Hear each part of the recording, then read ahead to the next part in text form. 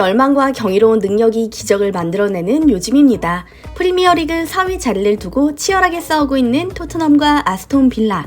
그 어느 때보다 중요했던 이번 경기에서 토트넘이 4대 0이라는 값진 승리를 일궈냈기 때문인데요.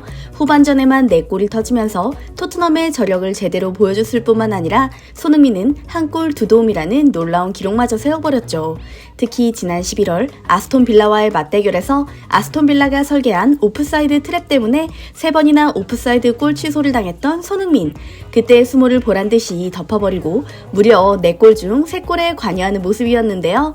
유럽 축구연맹의 챔피언스리그 진출이 벌써부터 코앞으로 다가온 느낌입니다.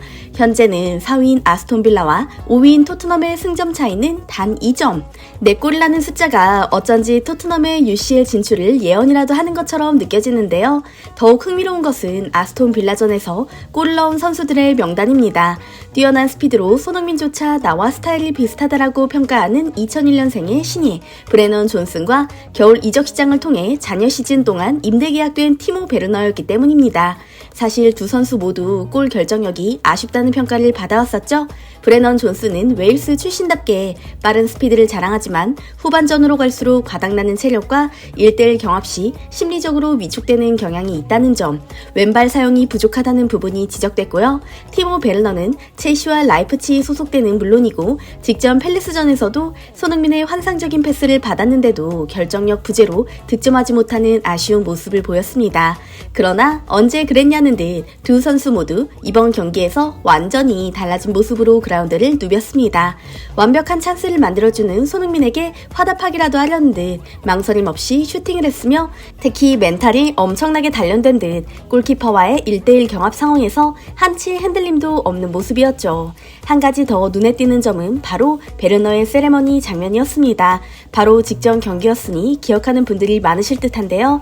토트넘 입단 후 첫 골이 터졌음에도 불구하고 팰리스전에서는 쓸쓸하게 세레머니를 했던 베르너. 그도 그럴 것이 당시 상황이 동점골에 불과했기 때문이었는데요. 이번에는 달랐습니다. 4대 0으로 승부의 쐐기를 박다 못해 상대편 아스톤빌라 선수들을 탈탈 털어버린 토트넘은 환하게 웃으며 베르너의 골을 축하해줄 수 있었는데요. 특히 팰리스전에서의 베르너의 외로운 세레머니를 기억하고 있는 우리의 주장. 경기 막바지에 숨이 턱까지 차오르는 상황에서 베르너의 등을 밀어주며 제대로 세레머니를 해보라는 듯 함께 뜁니다. 베르너의 세레머니 후 두 사람이 눈을 마주치며 웃는 모습을 보니 미소 지을 수밖에 없는데요.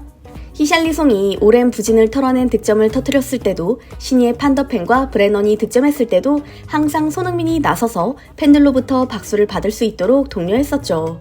실력은 물론이고 인성마저 월드클래스인 손흥민 주장이 있어 토트넘에게는 행운이라는 생각마저 드는데요.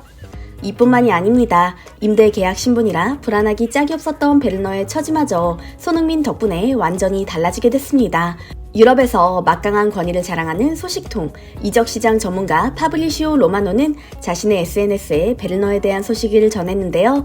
아직 최종 결정이 내려진 것은 아니다. 그러나 토트넘은 베르너가 경기장 안에서뿐만 아니라 경기장 밖에서도 다른 선수들과 관계를 맺기 시작한 것에 매우 만족하고 있다. 토트넘은 베르너에게 흡족해하고 있으며 선수의 장기적인 계획은 라이프치히에 머물지 않는 것이다라고 설명했죠. 당연히 베르너에게는 반가운 소식일 수밖에 없습니다. 꿈에 그리던 EPL로 다시 돌아오는 것은 물론 상승세인 토트넘에서 자신의 기량을 펼칠 기회가 눈앞에 그려지고 있으니까요. 심지어 베르너 역시 토트넘에 합류하기 전부터 토트넘은 항상 관심있게 지켜봤던 클럽이다라고 밝힌 적이 있었으며 라이프치히로 돌아가는 걸 원치 않는다. 토트넘에서 새로운 역사를 만들어가고 싶다라고 남다른 포부를 드러내기도 했는데요.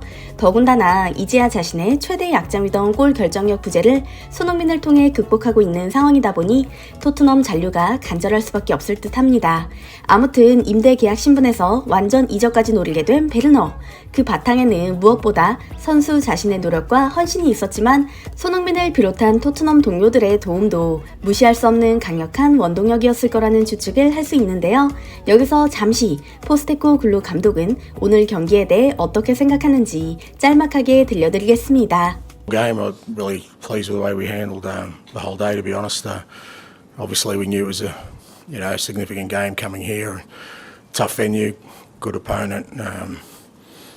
I just thought, obviously the atmosphere here, they get behind their team. So I thought with all that the context of all that, I thought first half we did really well just to make them work hard more than anything else. I thought they had to try and contain us, and the threats they had we kind of snuffed out, and then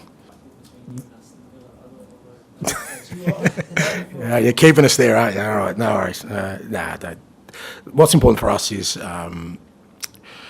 I thought we scored 4 good goals today from key players who need to be scoring for us. I keep saying that's still the area of the park where I just don't think we've got bang for our buck, considering how hard we work in that front third. I think even today I thought we had more opportunities to score, but I was just really pleased in the execution of all our goals, and the players who got them is important for us. That's more important, because I think we can be a team that scores a lot of goals, but we're not.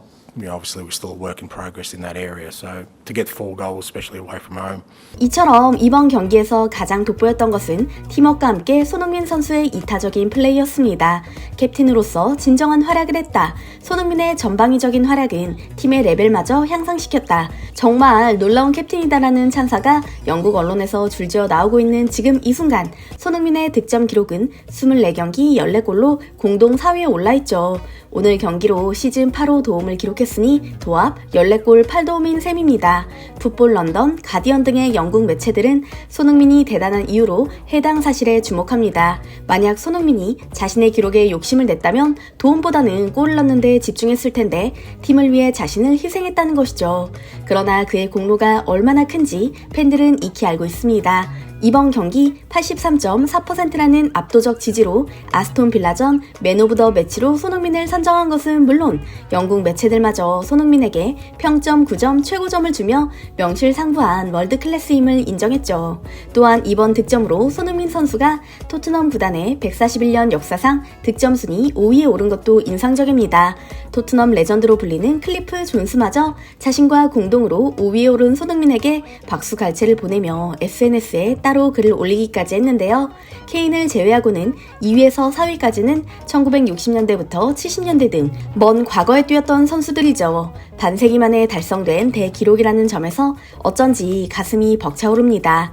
이번 시즌이 끝나기까지 이제 11경기만이 남았습니다. 이번 시즌 초반만 해도 토트넘은 해리 케인의 이적으로 팀 전체가 흔들리는 고난에 직면해 있다는 평가를 주로 받았죠.